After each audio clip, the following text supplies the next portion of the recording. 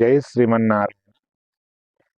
నేను ఈ మధ్యలో అబ్జర్వ్ చేసింది ఏమిటంటే, వివాహం అంటే వివాహం వార్షికోత్సవాలైనా, లేకపోతే పిల్లల యొక్కటువంటి పుట్టినరోజులైనా కూడా దేవాలయం వస్తున్నారు.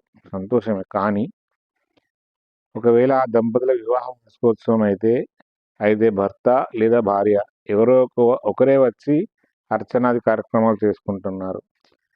ఇది కారణాలు ఏమైనా కూడా ఆ ఒక్కరోజు దంపతులుగా వస్తే ఆ యొక్క భగవంతుని యొక్క అనుగ్రహ ప్రసరణ ద్వారా అన్యోన్య దాంపత్యం ఏర్పడుతుంది. పంతులు గారు కూడా ఎల్లప్పుడూ ఒక్కరికే అర్చన చేయరు. సకుటుంబస్య సపరివారంగా ఉంటారు. మనం ఏ దేవాలయ దర్శనానికి వెళ్ళినా కూడా కుటుంబ సమేతంగా వెళ్ళాలని పెద్దలు చెప్తారు.